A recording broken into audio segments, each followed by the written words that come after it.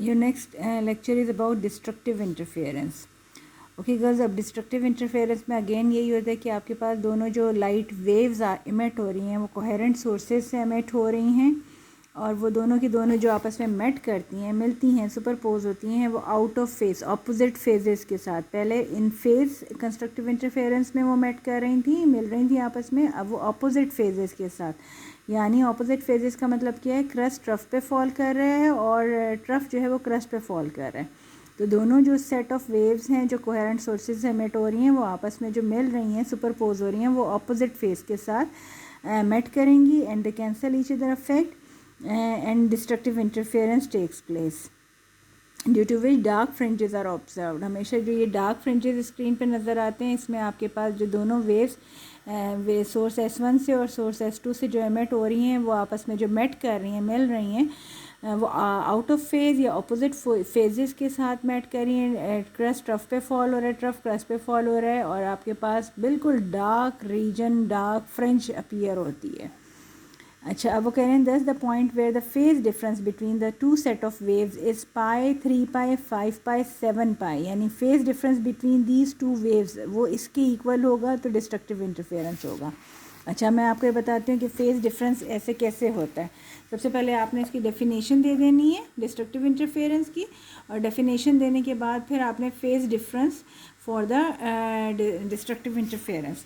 तो मैं अब आपको ये फेज़ डिफरेंस इतना कैसे आता है ये मैं कैलकुलेट करके आपको बताती हूँ। Phase difference for destructive interference. Okay, again consider you have set of two waves, this is your wave number 1 and this is your wave number 2। ये वेव नंबर 2 है। सबसे पहले आपके पास वेव नंबर 1 जो थी वो ऐसे मूव हुई है, this is crust and this is trough. जबकि जो आपके पास जो सेकेंड वेव है वो इस तरह से अपीयर हो गई है, यानी कि वो यहाँ से स्टार्ट हुई है, यहाँ से स्टार्ट हुई है एट अ लेटर टाइम, यहाँ से स्टार्ट हुई है। यहाँ से स्टार्ट होने के बजाय वो थोड़ी देर डिले करने के बाद यहाँ से स्टार्ट हुई है। ये इसका क्रस्ट है, ये इसका ट्रफ है। अब आप देखें कि मैंने आपको पहले भी कंस्ट्रक्टिव इंटरफेरेंस बताया था, क्रस्ट और ट्रफ आपस में मिलके पूरा का पूरा 2 पाई बनाते हैं, और ये जो पूरा का पूरा है ये डिस्टेंस कितना होता है, ये डिस्टेंस होता है 1 पाई का, ये डिस्टेंस होता है 1 पाई का। तो आपके पास पूरा 1 पाई फेज डिफरेंस के बाद जो है सेकेंड वेव का क्रस्ट स्टार्ट हुआ है। तो फर्स्ट वेव के ट्रफ के साथ सेकेंड वेव का जब क्रस्ट इंटरफेयर करता है, मेट करता है, तो डिस्ट्रक्टिव इंटरफेरेंस आ जाता है। ट्रफ क्रस्ट आपस में मेट करते हैं तो डिस्ट्रक्टिव इंटरफेरेंस आ जाता है। तो यहाँ पे आपके पास जो डेल्टा फाई है वो किसके इक्वल है, वो 1 पाई के इक्वल है, 1 पाई रेडियंस, 1 पाई रेडियंस के इक्वल है। 1 पाई रेडियन का फेज डिफरेंस होगा तो डिस्ट्रक्टिव इंटरफेरेंस हो जाएगा। इसी तरह से अगर आपके पास सेकेंड वेव स्टार्ट होती है, ये क्रस्ट, ये ट्रफ, ठीक है, इसके बाद क्या होगा, इसका फिर से क्रस्ट आ गया एंड देन फिर से ट्रफ आ गया, crest and then again trough.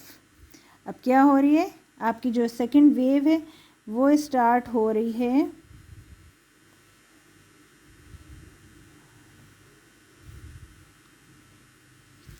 Yes वो यहाँ से स्टार्ट हो रही है, ये this is crust, this is trough. अच्छा, अब अगेन ट्रफ और क्रस्ट आपस में मेट करेंगे तो आपके पास डिस्ट्रक्टिव इंटरफेरेंस आएगा। अब हम फेज़ चेक करते हैं, फेज़ कितना क्रिएट हो चुका है। ये 1 पाई का फेज़, ये अगेन 1 पाई का फेज़, और ये अगेन एक और 1 पाई का फेज़, 1 पाई 1 पाई 1 पाई, यानी यहाँ से लेके यहाँ तक आपके पास कितने पाइज आ चुके हैं, 3 पाई, 1 पाई 1 पाई 1 पाई, ये पूरा का पूरा 3 पाई का फेज डिफरेंस आ गया है। इसके बाद ट्रफ क्रस्ट के ऊपर फॉल कर रहा है, अगेन आपके पास डिस्ट्रक्टिव इंटरफेरेंस हो रहा है। तो वेव 2 जो है अब इतनी डिले हो के स्टार्ट हुई है कि आपके पास वेव 1 में और वेव 2 में पूरा 3 पाई का फेज डिफरेंस जनरेट हो चुका है।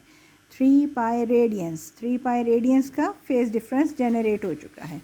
इसी तरह से अगर वेव 2 आपके पास जनरेट होती है कहाँ से,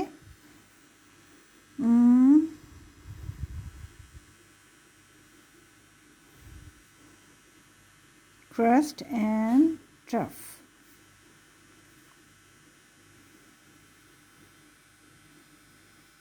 यस यहाँ से crust and trough, crust and trough. अच्छा, अब आप कैलकुलेट करें another pi, another 1 pi and another 1 pi. 1 pi कितने पाइज बन गए? 1 2 3 4 5. 5 पाई के बाद ट्रफ क्रस्ट पे फॉल हो रहा है. So the phase difference is now equals to 5 pi. 5 pi phase difference, यहाँ पे आपके पास फेज डिफरेंस जनरेट हो गया है 5 पाई रेडियंस. 5 पाई रेडियंस का जब फेज डिफरेंस जनरेट हो गया है तो आपके पास दोबारा क्रस्ट और ये ट्रफ एंड क्रस्ट एक दूसरे के साथ मेट कर रहे हैं. Again destructive interference take place हो रहा है. तो आपके पास जो delta phi for destructive interference, phase difference अगर 1 पाई के इक्वल हो, 3 पाई के इक्वल हो एंड 5 पाई के इक्वल हो एंड 7 पाई के इक्वल हो एंड सो ऑन, यानी ऑड मल्टीपल ऑफ पाइज में आपके पास फेज डिफरेंस आ रहा हो तो डिस्ट्रक्टिव इंटरफेरेंस हमेशा अकर हो रहा है. अब हम पाथ डिफरेंस भी देख लेते हैं. पाथ डिफरेंस, अच्छा पाथ डिफरेंस में आप ये देखें कि यहाँ पर आपके पास फुल वेवलेंथ मैंने आपको बताई थी, क्रस्ट और ट्रफ आपस में मिलते हैं तो फुल वेवलेंथ 1 लैम्डा बनती है. अभी आपके पास जो क्रस्ट और ट्रफ आपस में मेट कर रहे हैं उसमें आपके पास ये वाला डिस्टेंस आ रहा है, पाथ डिस्टेंस. ये जो एक सिंगल पाथ डिस्टेंस होता है वो होता है 1 लैम्डा बाई 2. हाफ वेवलेंथ होती है लैम्डा बाई 2. इसी तरह से दिस मीन्स कि आपके पास वेव 1 और इस वाली वेव 2 में जो पाथ का डिफरेंस आ गया है वो 1 लैम्डा बाई 2 का आ गया. यहाँ पे आप लिखेंगी the path difference is 1 lambda by 2. 1 lambda by 2 का मतलब होता है हाफ वेवलेंथ का पाथ डिफरेंस. 1 हाफ वेवलेंथ का पाथ डिफरेंस आ गया है. जब 1 हाफ वेवलेंथ का पाथ डिफरेंस आ गया है तो क्रस्ट ट्रफ पे फॉल कर रहा है और यह ट्रफ क्रस्ट पे फॉल कर रहा है और डिस्ट्रक्टिव इंटरफेरेंस टेक प्लेस हो गया. अब इस कंडीशन में देखें कि आपके पास एक और 1 लैम्डा बाई 2 का पाथ डिफरेंस है और यहाँ पे अगेन 1 लैम्डा बाई 2 का पाथ डिफरेंस है. तो यहाँ से लेके यहाँ तक आपके पास टोटल कितने लैम्डा बाई 2s आ गए? यहाँ से लेके यहाँ तक आपके पास 3 लैम्डा बाई 2, 3 हाफ वेवलेंथ. उसके बाद ट्रफ क्रस्ट पे फॉल कर रहे तो आपके पास 3 हाफ वेवलेंथ्स का पार्ट डिफरेंस के बाद डिस्ट्रक्टिव इंटरफेरेंस टेक प्लेस होना शुरू हुआ है. तो इसके अंदर आपके पास पार्ट डिफरेंस आ गया 3 लैम्डा बाई 2. 3 लैम्डा बाई 2 का पाथ डिफरेंस जनरेट हो गया और यहाँ पे आप देखें कि अनदर लैम्डा बाई 2 का पाथ डिफरेंस है और यहाँ पे दोबारा से आपके पास लैम्डा बाई 2 का पाथ डिफरेंस है. तो 1 lambda, 2 lambda by 2, 3 lambda, 4 lambda by 2, 5 lambda by 2. सो यहाँ से लेके यहाँ तक आपके पास 5 लैम्डा बाई 2 का पाथ डिफरेंस जनरेट हो गया. सो यहाँ पर आपके पास पाथ डिफरेंस किसके इक्वल हो गया? 5 लैम्डा बाई 2. 5 लैम्डा बाई 2 का पाथ डिफरेंस जनरेट हो चुका है. दिस मीन्स कि पाथ डिफरेंस अगर आपके पास इक्वल हो 1 half wavelength, 3 half wavelength, 5 half wavelength and so on. Odd multiple of half of the wavelength का पाथ डिफरेंस अगर जनरेट हो रहा है दोनों वेव्स के दरमियान में तो आपके पास डिस्ट्रक्टिव इंटरफेरेंस टेक प्लेस हो रही है. और इसको हम जर्नलाइज अगर करके लिखें तो आपके पास आ जाते हैं m plus half of lambda.